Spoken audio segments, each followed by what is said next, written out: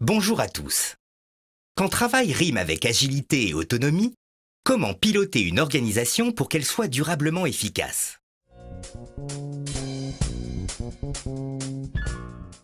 Les organisations les plus performantes arrivent à combiner deux qualités. Être réactives tout en impliquant leurs membres dans la prise de décision. Comment font-elles? Tout d'abord, elles délèguent un maximum de décisions aux personnes les plus directement concernées. C'est le principe de subsidiarité. Si ces personnes n'ont pas toutes les informations ou les compétences pour décider seules, elles peuvent consulter les collaborateurs impactés par cette décision ou ceux en capacité d'avoir un avis pertinent. On appelle cela l'advice process. Enfin, quand les décisions concernent tous les membres d'une organisation, comme une fusion ou la politique salariale, l'idéal serait d'atteindre le consensus, soit 100% de voix favorables. Mais dans la pratique, c'est souvent impossible. Il est alors plus pragmatique de décider par consentement, c'est-à-dire de valider un choix quand, après délibération, personne ne s'y oppose.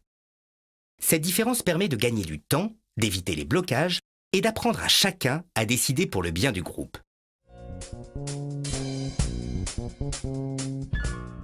Au-delà du partage de la prise de décision, le partage de la valeur évolue également pour rétribuer plus équitablement l'apport de chacun.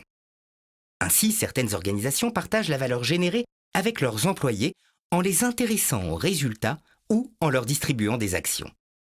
D'autres, notamment les réseaux sociaux en ligne, peuvent choisir de rémunérer leurs utilisateurs pour les inciter à contribuer au contenu. C'est déjà le cas de YouTube via son programme partenaire.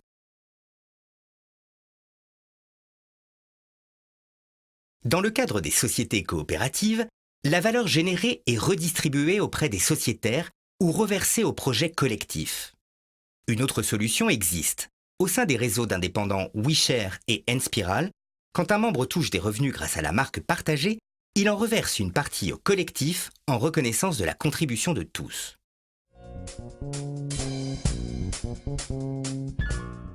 Enfin, si l'on veut exercer pleinement son autonomie au travail, il faut avoir accès à l'information. Cela implique la transparence des décisions prises à tous les niveaux, mais aussi le devoir de documenter son activité et ses arbitrages. Et ce, afin que les autres puissent les comprendre et éventuellement les questionner.